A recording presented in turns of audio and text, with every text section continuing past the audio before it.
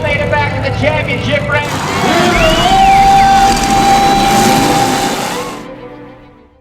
We're back for the new year. Yeah. We actually survived it. So. Yep. And we said we were going to try to do one a week. Today is the 8th, but I did a live with Ryan the other day, so that kind of I think that counts. It halfway counts for me. You did not. You didn't show up. You said that was my bad. I'll be there, help you get it going. I'll answer all the questions, and you were home taking a nap. I don't know. I can't remember. I think I was designing. And there, Ryan and I were the two most computer literate guys in the derby. I will say, at least we didn't have to stare at your guys' nose hair. That's true. You guys were both here. We were here. It just took us 5 minutes to figure out. Well, it took us 5 minutes to figure out how to even get the live going on there. I could figure out how to get on my phone. Yeah. Super easy, but on the computer it was a little harder. But then we were also, it said we could screen share. So I had like all these things made to show everybody the brackets, the payouts, and all this stuff. And I didn't get to share any of it. But that's all right. My wife had to go to New York. Family emergency. Yeah, she had a family emergency. She took off out there and left me here to survive with my children and my computer all alone. I think the children's fine. I think it's the computer that probably scares all of us. But we made it. Yep. So, anyway, since Nate and I have been back, we've hit the New Year's. Yep. And we found out some things that are happening in Utah. UTC released some info, and then we released info for Wasatch. So I think we'll cover that today. Let's start with UTC. It turned to a 2-day show. It did turn to a 2-day show, and I actually want to pull it up so we can talk about it a little bit better. But I'm intrigued to see how the 2-day show works over there. I'm also interested in seeing the format of the show. Yeah. He's got a lot of good stuff on there. Sorry, I should already have this pulled up, but let's get it right there. So, main class is motor swap 2-man team class. Yep. I read through the rules. It's really close to like the standard Vegas rules, really. Yeah. And then it's honestly not a ton more than like the wire class. No. It's a good set of rules. There's a few things in there obviously I didn't like. There's a few things in there I did like. I like that you can actually play with a Y-framer now. Yeah. So you get a 10-inch bracket, and they're giving you 4 plates fresh. Yep. So you should be able to fix a lot of cars 8 arms forward. Yeah. And it definitely benefits like the Y-framers and stuff. I think that benefits everything. Everything, yeah, for sure. For some of us that are cheap and have Y-framers, it definitely helps. In a weird way, like as a driver, I absolutely love having plates fresh. As a promoter / dirt, maybe not. Maybe not necessarily like I don't know, just a dirty guy, I guess. I don't really like plates fresh. Yeah. Because I guess where I come from is like, why do we build these cars soft and then we allow them to be hard? Yeah. Like, it's like, just let's build them hard. Yep. Or build them soft. I kind of think that's how I am too, because I think fresh plates on a car, I'm not really for it. I mean, if I'm a driver and I'm building, I'll take it. Yeah. But it kind of defeats the whole purpose of building a soft rule package when you allow fresh plates. Yeah, like, right off the jump. For me, it's just like, give us an 18-inch bracket. Yeah. And, like that takes care of, one plate for sure. Yeah. And then, I guess the other plate, I mean, it is what it is. I mean, like I said, as a builder, I'll take plates every day. Well, I think for this rule package, I think it definitely benefits because it helps the car stay straighter longer. Yeah. Especially where it's such a softer build. So what I do like though is, so for this particular class, it is fresh cars only. Yep. So therefore, I guess it doesn't really bother me as much. Yeah. What I don't like is everybody's starting with the same. Yeah. I don't like when pre-rans can have plates and fresh cars can't. I don't like when, like fresh cars get plates and the pre-rans get this, maybe the same amount of plates. So it does even out. I mean, putting plates on cars, everyone's got their different opinion. You and I could build the same cars and put our plates in different places. Yeah. like a shocker, like Yeah. if I could have 8 plates, I know where I'm putting every single plate. Yeah, you You probably know, already have them pre-bent and ready to go but too. when you've got 4 plates, now you got to decide, okay, What's more important? what spots are more important, and you got to decide. Same thing with Yeah, my Y-framer. I can think of probably about 8 to 10 places to put a plate there, but you got to decide which one is yeah, more it's more important. important. Um, and I think that goes for almost any car, really. I think so. Um, I liked how, they're allowing the rear end swap, which I like how they're allowing a factory 8 lug because, It just has to be factory appearing, right? yeah, well, Yeah. factory non-braced. Yeah. So what I like about that is, like I have, a Ford 9-inch 40 spline. Yeah. In order for someone to go out and build a Ford 9-inch 40 spline, you're looking at $1,500 to $2,000 Yeah. probably, and that's in a non-braced rear end. Yeah. So for somebody to be able to take an 8 lug and pick it up for $300 and just, weld it, because I ran 8 lugs a ton for years. Yeah. They were all just welded spools. Yeah. I mean, those things are freaking awesome. They And they rock don't, yeah, hard. they don't ever really break. Yeah, so I like that. I don't really remember a ton about the cage. I think that was pretty standard. Yeah. Um, I think all the attachment stuff was pretty standard. So, overall, I feel like it's a good, easy set of rules that people can build to. I think that you're going to have a lot more people willing to build for those than maybe harder cars. Yeah. But, like we've had this debate back and forth different times. I'm a big time hard car kind of guy. I love it. I would rather drive them, but I have I can tell you that wire class has really rejuvenated my derby. I think it's Right. rejuvenated a lot of derbies Yeah. between the 80s wire and old iron wire, I think. I was hanging on by a thread there for a minute, man. I was like so burned out. And I started putting on Heber with building hard car, and it was just too much at once. Why do you think I Yeah. retired 6 times? It's a lot of work. And you were doing 3, 4 cars a year. But the wire class definitely has been super fun, and I've loved every second of it. And it's two different types of derby, and like I told someone just over the weekend, they're like that runs just a ton of wild cars that like they've lost the fun in it and stuff. Like it's just a lot of work, a lot of time, a lot of money. And I just said, hey, Try just wire. I'm like, even if you want to still build a wild car this year, that's fantastic. But I'm like, build a wire car too, Oh, yeah. and just see that you can still go have fun for a quarter of the money. It's not, I wouldn't say half the time, but I would say, I think I still think it takes a while to build a really nice wire car, Yeah. but it doesn't take as much money. But I would Not as say, much welding wire either. yeah, but you're still, I'd say over 50%. I'd say you're more like 65% of what it takes to build a mod car, but Yeah. in my opinion. But I still think that it allows you to build a good car for less money, less time. And then when you're going soft car versus soft car, they still hold up. I mean, but they are bending. Yeah. I've been getting 2 runs out of pretty much all my wire cars. A mod car, I usually get 2 or 3. Yeah. So, um, It just depends on what derby you go to afterwards too and what they'll allow you to do to yeah. fix those. But anyways, he's got that 2 million motor swap. The payout's pretty good. Um, It doesn't pay super high like on the top end, but man, it pays super deep. Yep. Um, You get into the main event, the most you're looking at or the least amount you're looking at $1,000. and you also get 1,000 just to show up. Yep. So each team's $1,000 and 12th place is 1,000, well, 11th and 12th. So if you basically make the main event, each driver would be going home with $1,000. Um, let's see here. 6th through 9th would be going home with $1,500 each. 5th place would be going home with 2,000 each. 4th place would be going home with 2,500 each. 3,750 for third. Being I don't know. 35 for second, and then 8 grand a pop for first. Yeah, and that honestly, I really think that's the way Derby needs to move.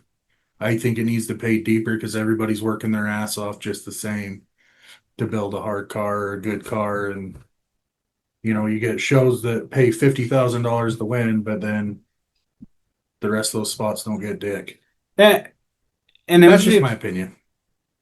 in my opinion, I like both. I like both methods because I like high paying first places, but I also like deep payouts. Yeah. And the reason why is because I was 95 out of 100 times. I think usually the person that wins, didn't necessarily put on the best show. Yeah. And so winning is one thing because you got to go out there, you've got to be the last one going, you've got to keep your car clean, you've got to take the good drivers out, and You got that to have a damn near perfect night. and there's something to be said about that Yeah. kind of stuff. Like and I so I'm not gonna take that away from anybody. Um, but I will also say that I like when the guys can show up, drive really hard, they're putting a show on for the crowd and still go home with some money. 100%. And I think that's where I'm at is like, to me, the big number looks cool. It looks flashy. It catches your eye. But I think the deeper payouts I really like because it gives, that person that doesn't necessarily run every single show every weekend a chance to walk away with some pretty decent money. Yeah. Um, I've been on both sides of the spectrum. Yeah. Spectrum. I remember one year at UTC. What was it? 3 years? No, I think it was 2 years ago. It's the year I caught on fire. I think I was like one of the first ones out, and I think I still left that derby with like $1,300, and I was like, Well, wow. the last time I ran it in a weld car, I think I was like 12th place in the main event and walked home with like $1,500. And I'm sure most of you guys listening have all spent a lot of time on your car, a lot of money. You've, driven 2 hours away to a derby and you leave with nothing. Yep. And Kind of a demoralizing feeling when that shit well, happens. sometimes it's just like, gosh, damn, like, you know what I mean? And then when you do that and go home with at least $1,500, at least it freaking stops the bleeding a little bit. Yeah, a little bit. You can put some fuel in the tank and you can at least justify to your wife why you had to buy that new slider. Yep. Um, something like that. But anyways, so they got that, and then the next class that they've got is they're doing the iron trucks, which um If you haven't ever watched those, sometimes those things get rowdy. yeah. There isn't a ton of places running trucks in Utah right now. So I think it's pretty cool that he's giving these guys another platform to run Yeah. on. Because there's still quite a few truck guys out there that want to run. Yeah, because I think last year, honestly, there was, from my understanding, I think Stern did one or two farm shows. Yeah. Camus did a farm truck. Farm truck, and then Juab did the iron truck, and then I think the Beaver did, and I think both Eric shows. I think Manti did too. Yeah. But that was all you had for trucks, so he's giving you guys another opportunity, and I mean it's paying $7 grand to win. That's Yeah. almost as much as what he's paying for the main class to win, honestly. Mm-hmm. Then you have the 80s Powder Puffs. Yep, which is awesome because like I only know a couple Powder Puffs period in Utah. Yeah. Not Stern Dirt. Stern Dirt did run one last year in Logan. Yeah, they did an 80s wire. Yep. And then Camus does a limited weld, or Yeah. has been. And then Heber was doing the 80s wire. So it's good to give these girls another chance to That's run. Brinley's favorite show. It's paying good money. Yep. And 421. I know you weren't there last year, but the amount of cars they had there were pretty damn good and some good female drivers. You had both Burns girls, you had Till, you had Kelly. Is it Zach Carter's wife that drives that Metric Caddy? Yeah. She was there.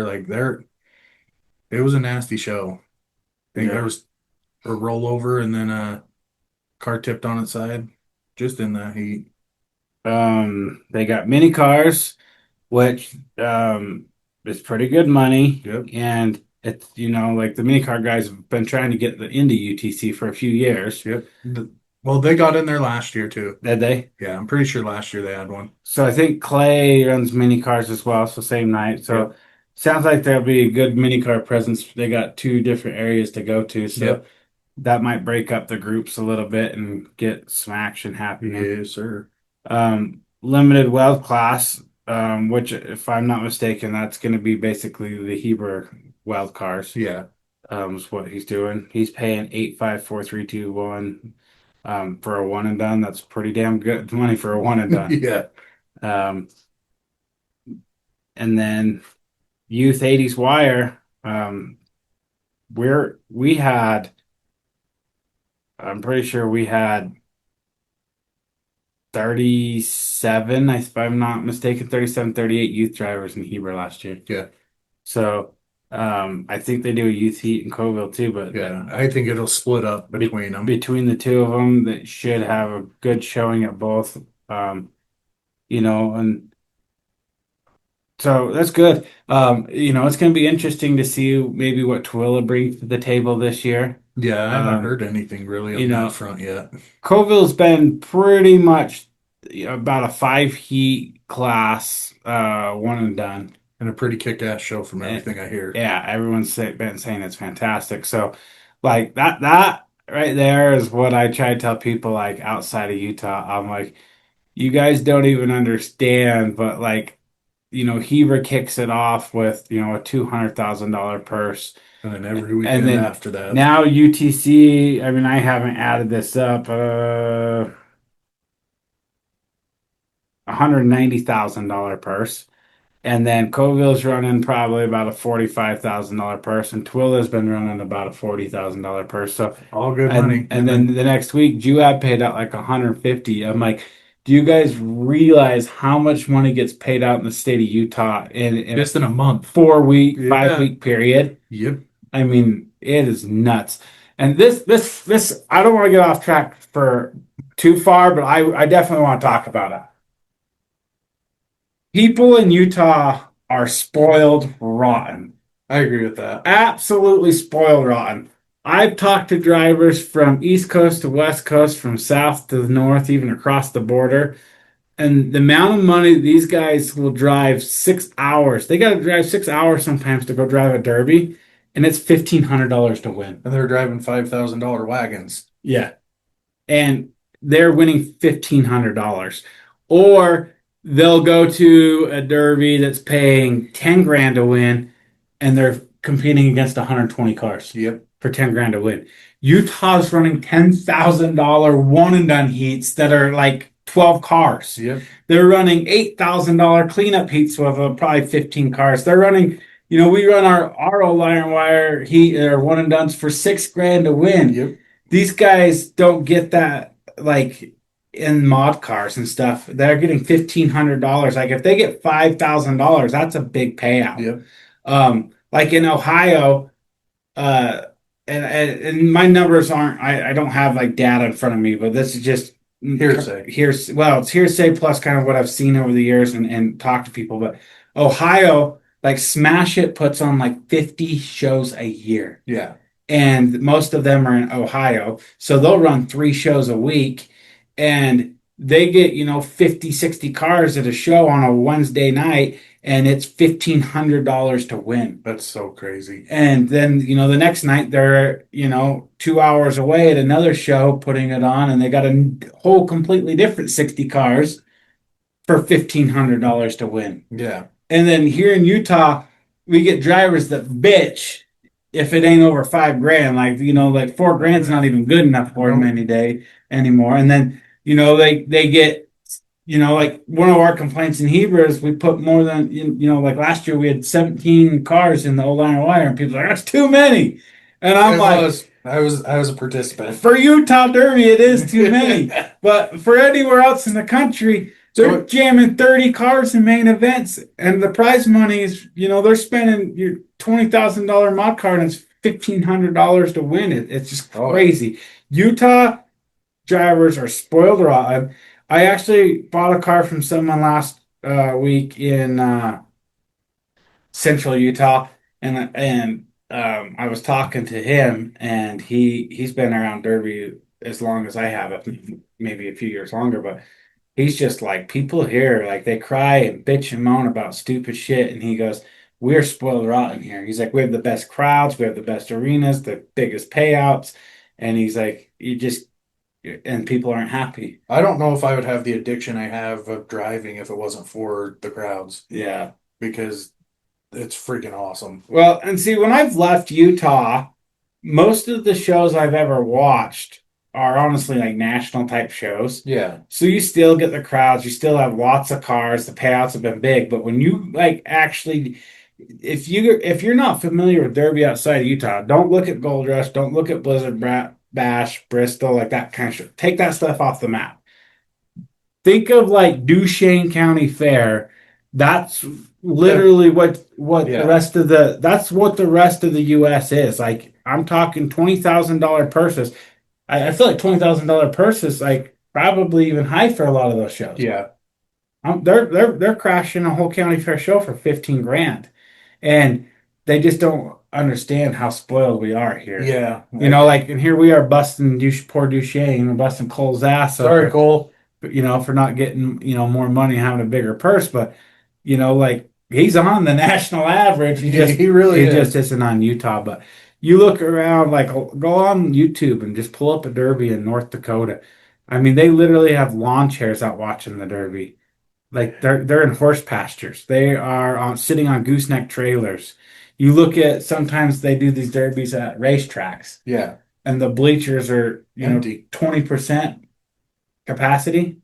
Yep. And so when you come to a Utah Derby, and not all tracks are created equal. UTC, Juab, Golden Spike Arena, those are three. These are all like coliseums made for battle. Those things are literally an oval with seats 360 degrees, and those arenas are hard to replace. They get loud, proud, and it doesn't really matter where you sit. There's not a bad seat in the house. No. Nope. I think UTC is probably my favorite track. UTC, sometimes they have dirt issues. That I would say like 1 out of 5 years they have a soft track. Yeah. But almost every single time by the time the main event comes around, that's usually packed good. I don't know. I love just Utah Derby. Yeah. And we are spoiled here. You guys take a look at these payouts. Look at it, like they're incredible. To be paying out this kind of money over a month-long period. When you think about it, it makes you want to get in the shop and work a little harder and build you a stockpile for what me and Nate refer to as Hell Month. Yep. We always call basically from Camas pretty much to like the end of like Manti Beaver, that kind of, we usually call that Hell Month.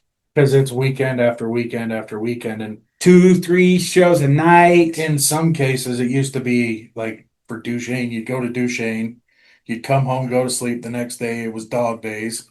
Yeah, and then dog days the second night. I mean, we've got to break a little bit, but anyways, we if you guys ever hear us refer to Hell Month, that's what we're talking about. We're talking about that 5-week period where you want to, as soon as you get home, you're trying to fix your car and get it ready for the next weekend, or you shove that one off the trailer and get working on something else, and then the following weekend you're pulling the other one back in. And years ago, when I was less fortunate than I am now, I used to have one motor. And I remember pulling it out of one car and putting it in this car for the next weekend, and pulling it out and putting it back in this car for the next weekend, and pulling it back out of that one and that one into the next weekend. Yep. And after that, that's when I'm like, the hell of this, I need two. and now I'm up to like 5 because I won't fluctuate through cars. I want one for every different type of build or whatever. And get 2 more and you'll have one for every day of the week, buddy. And I'm done, dude. I've got enough motors to last me 3 years without. I could break one every show and still have enough to get me through 3 years. You drive like you did in Camas, and you might. Yeah, yes. That wasn't me. Hot rodding it. The motor gave away. I did nothing wrong. Yeah, I'm sure the lead foot had nothing to do with it. It should be built to handle power. I mean, true. That is true. So, anyways, I'm just saying, guys, like, circle back a little bit. These payouts are pretty awesome. Show your county fair some gratitude. Show your promoter some gratitude because they do end up putting on a badass show and badass amount of money for everybody. I know that this year UTC's got a new promoter, and um, I think there's a lot of people that, including myself, that are curious to see what Eric's got planned because that's an awesome facility. Um, and for the most part, I always felt like the county gave pretty good support. Yeah, I mean, that's where the big payouts are coming from and stuff. But um, it's going to look different this year. they will. So better or worse, we won't know till the show's over, but it's going to have a different look. And if you've never been to UTC's arena, like this gives you a reason to try. I think it's going to be a shakeup. I think you're going to see a lot of the old time drivers that haven't been coming come back. Yep. I think it's going to look a little different this year, especially with that two-man team show. I think that's going to bring in people. I'm almost certain he'll be bringing some teams in from California because they're Yep. basically running their rules. Yes. And Eric's got connections into California, so I would say you're going to see at least 3 teams from there. It'll be cool to see what he does because he's made Beaver and Iron County better shows than they were before he took them over. Yeah, for So, sure. So, anyways, I think that one's going to be pretty good. on to the next one. So Heber, we broke news on Heber this week, and to be honest with you, there wasn't much breaking news. No, it was all pretty much same. If you guys went there last year, you probably agree with me. If you didn't go there last year, you'll I'll help you understand why we didn't change much, but last year's show was phenomenal. I think it's probably the best show I've probably ever watched. Action packed through the whole setup. I mean, it had a little bit of everything almost, we had a little bit of something for everyone. Um, I thought the atmosphere, like out in the pits, was fantastic. Yep. I thought obviously our crowd is always sells out. It even sold out on Thursday night, which was pretty shocking for me. Yeah. I don't know. I mean, I don't think I was too surprised. I mean, that's the reason why they wanted a whole nother night is tickets sell here. They filled the dreams that if you build it, they will come. The tickets just sell here. But the reason, yeah, we just didn't change up much because last year's show just went so good that we just kind of said, like, if it ain't broke, why fix it? We changed it up a little bit. I'll give people a little insight on why we changed certain things. Last year, 2 years ago, we ran 5 heats each night, and the county's like, well, we'd like a little more, like, and we want to go to 3 nights, and so we went to 3 nights. Last year we did 7 heats each night. They came back and said, well, we'd like to cut a heat out because each night it goes a little too long, and we want to be able to get the fireworks off about 30 minutes faster, um, and so normally too, we used to light the fireworks before the last heat of every night. Because you had to wait for the lights to come back on. So we had someone get injured a few years back with the lights off after fireworks. So they would shut the lights out, do the fireworks, and I don't know if a lot of people understand how those type of halogen lights work, but literally they flip the switch, and as soon as they flip it off, they literally flip it back on, and those lights are so hot that it takes about 20 minutes for them lights to kick back on. And so that's why they would always do the fireworks Before. and then they would do it. Well, this year they spent the money and upgraded the lights to LEDs. Which the lights are badass. So now they can turn the lights off and literally as soon as they flip the switch, they're back on immediately. So they can even like in the dark, they can flicker the switch and it helps like alert the drivers to stop, which is awesome. But now we were able to push the fireworks to the end of the show, like most events would. But that was the reason why Heber always did their fireworks before like the main event or whatever. And now you're able to run the heat and then have the fireworks going at the end of the show. Yeah. So anyways, because of that, now they're like, we need to get the fireworks off a little bit earlier because we already pushed them back 30 minutes because of that, and then another 30 minutes because we had an extra heat. So they're going off almost an hour later than they did the year before. So now this year we shortened each night by one heat. Um, we had 34 cars that signed up for our World Singles last year, and we only had 15 show up day of. Yeah, And that was a bummer. so that created a little bit of chaos throughout the week trying to figure out heats. We ended up canceling a grudge match. It upset a few guys, thinking that it wasn't fair, but we literally had 5 cars that were going to go back in, is all. Which was 2 more cars than what would have went through. One. One more car. Sorry. One more car. One more car, and it caused chaos. Yeah. And so, Who'd have thunk it? anyways, this year we just said we're just going to do the one and done for that class.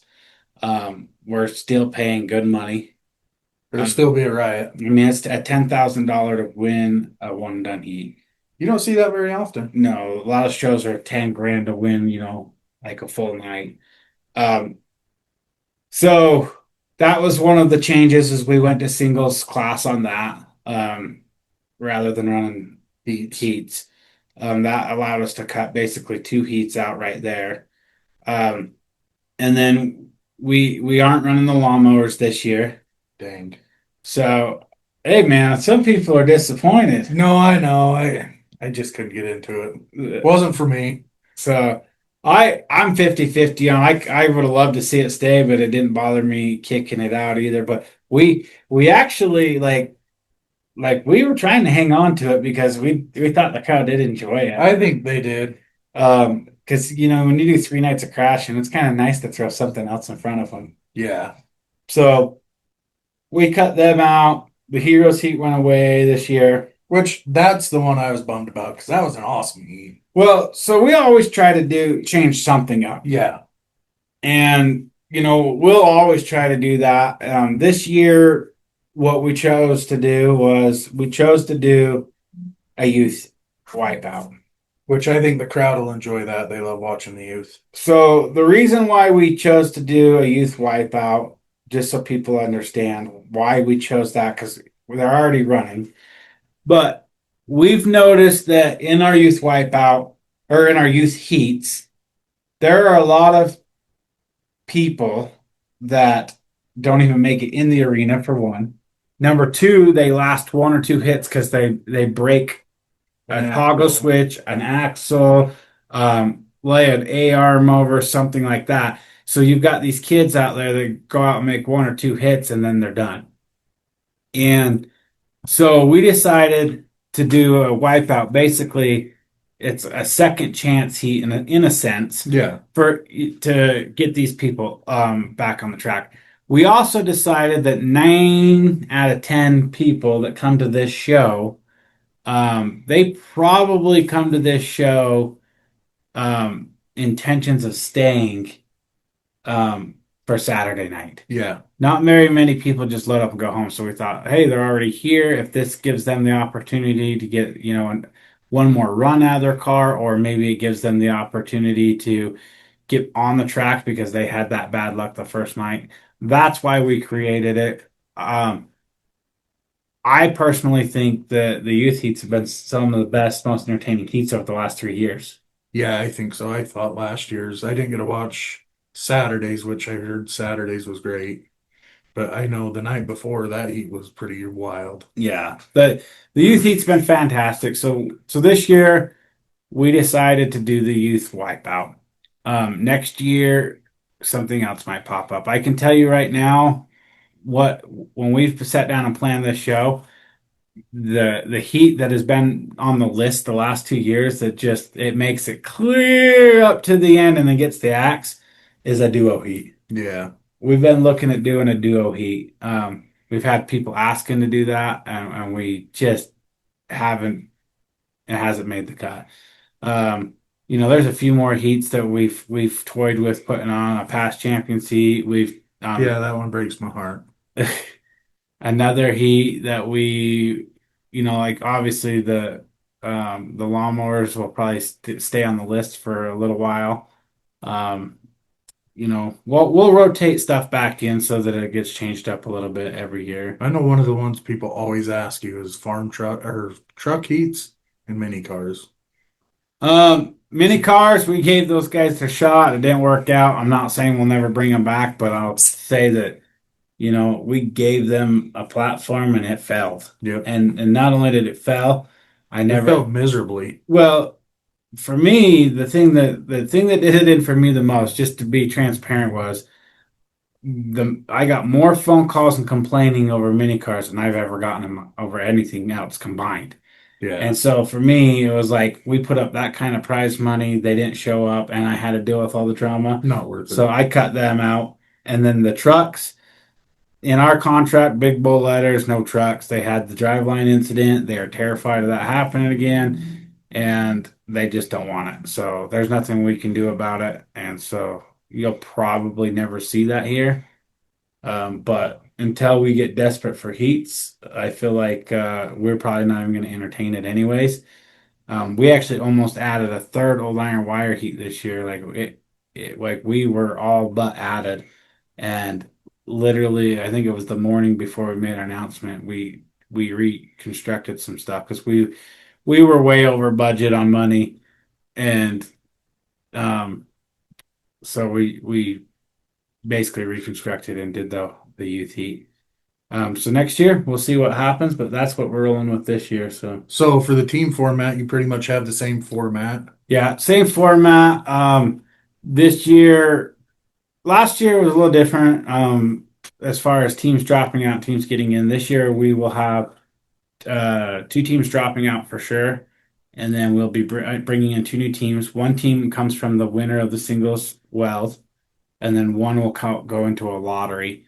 What we're going to do is we're going to allow everyone to basically submit an application in a sense. I mean, I don't, lack of a better word, like Yeah. application screening process, whatever. But we'll look at the teams. We'll take probably 4 to 6 of our what we feel like is the most reliable team as far as showing up and performing. Because like we got to have competitive cars. Like I'm telling you, you just throw it like After seeing some of the shit that showed up last year, if you show up under belt, you're gonna die. yeah. And what sucks is if you have a team of 4 that just want to do it, but really don't have the Put forth the parts or effort. the effort to be there, it changes a whole entire team show. Because if let's say one of the best teams draws those guys night one and they don't really get their cars damaged, it really sucks for the team that had to fight really hard to get to round 2 that gets to fight that other Yeah. team. That's the downfall. Heat draws are so important when it comes to team shows as well. But yeah, for this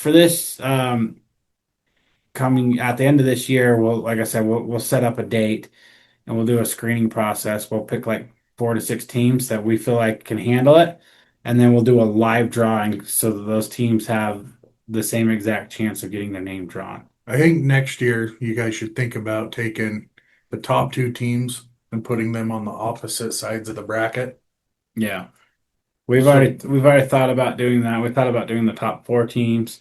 Another thing I thought about doing is um, some of the other guys have asked me is like if you whatever team you faced in the first round, you automatically go to the opposite bracket as that team for the next for year. the next I year. like that. So just an example, like Well, Ace no. Rents versus what was Case's team? I forget. Mountain Man. Mountain Land Auto Sales, like Ace Rents Mountain Land Auto Sales. Basically, we would just draw a heat, like Case would go to top or bottom side of the bracket, and then they'd go over here. And once we did that with all 4 teams, then draw for who they face in that side of the bracket. But that way, it mixes the bracket up every year, so that because So Wyoming isn't going against Wyoming. Delta either. versus Delta, Heber versus Heber. I Well- remember sitting at Camus and listening to Nick and Clay talk, and they're like, "We're just gonna draw. It's gonna happen. We're gonna draw each other." And we're like, "No, it's not gonna happen." Sure as shit, first draw. But I mean, it's nice for everybody to see different teams going against each other. Yeah. Here. And if you go to the opposite side of the bracket, the only way you're kind of working your way back to the bracket is seeing those teams at the championship. But if we just did that every year, it's basically just kind of keeping it ground up I and like that. rotated. That would keep I mean, it would be nice if we could do that with the first and second place team too. Yeah. Put them, sides and then go through everybody else and Yeah. separate them. That way it would mix it up that way too. Yeah. So that's something we may do this year, but that'll be up to the team drivers this year because we didn't plan ahead. Yeah. So we'll have a discussion with those guys here in a couple of weeks when we do our team call and discuss some things. We're going to discuss heat draws and stuff. That's something that's a possibility, which I think would be awesome. So on your guys' broadcast, you guys talked about the teams pretty much being the same, except you guys added Zeb's team, right? Yep, Zeb's team's in, and Zeb won his team to the singles class, and so he gets a team, and I'll be curious to see what he puts together because That adds another wrinkle into what's already a stacked team event. well, I've talked to Zeb a few times too, and he's got a few ideas, and so it'll be interesting to see what he comes up with. Yeah. I'm excited. That was a really competitive show last year. Any one of those teams I feel like could have won that show. I feel like that again this year. Yeah. And I 100% comes down to luck and heat draws. Yep. And heat draws is part of luck. So 100%. so all those things will play into effect. But either way, I think it's going to be fantastic. Like I said, we got the one and dones. Our registration's opening up next week, Wednesday, Is it Thursday, Wednesday, the 14th? No, 14th. 14th, yeah. If you drove these is January 10th too. 10th. So if you drove last year, you get first dibs your spot back this year. It's our way of saying thank you for supporting us. You get 24 hours. 24 hours, and at the 24-hour mark, it opens up to anybody, and they'll fill in the rest of the spots. So Will you guys let people know how many spots are left? Have you guys thought of that? I'll shoot out like a message like late that night and then first thing in the morning. But when they go in to sign up, it'll tell how many spots are left. Okay. But we'll update social media as we go, letting people know how many spots are left. You guys don't want to miss out on that show either. Yeah, Just to be a part of it. The pits, like Brad was saying, the pits are really an awesome energy outside. You get to meet a lot of new drivers from a lot of new places and a bunch of good people. yeah, and we definitely want you guys to support other shows too. Yep. But I'm telling you that like Heber's not just a derby anymore. It's a fun atmosphere. It's a hangout place. It's a party. Yep. It's do you want to know like in a weird way it's like a derby family reunion. 100%. I get that feeling. Like people are coming from everywhere. Like it is phenomenal. Yep. Like it's fantastic that way. I wish that I had more time to enjoy it, to be honest with you. No. Like I wish I had more time to sit back and go, visit with people. Because I see a lot of camaraderie going on that I don't get to be a part of. Well, that's why after dinner, when we had the staff dinner, I came over here and hung out with Casey for a little bit and Jeremy Shields and bullshitted with all those guys because they're all good people. Yeah. So, anyways, we're gonna catch you guys again next week. We'll try to grab somebody and put them on here. Maybe somebody who's running Vegas or maybe a promoter or something. Yeah, we'll try to mix it up. And honestly, over the next couple of weeks, you're gonna have a lot more info, guys. Yeah. Duabs will be coming out soon. Stern Dirt's gonna be putting out their Utah schedule and Yep. stuff I soon. think somebody said the end of the month is when Yeah, the rest of that's the what I read out. online. So there's going to be a lot more info coming to all these shows. We'll try talking about them as much as we can, and we'll definitely try to get some Vegas guys on and talk. Trying to keep that show entertainment up until we get to there. Yep. Right after that, we'll jump over into Hurricane. So Yeah, that's gonna be a busy 2 weeks. so, anyways, thanks for listening, and we appreciate you guys, and we'll catch you on the next one. Thanks. Thank you.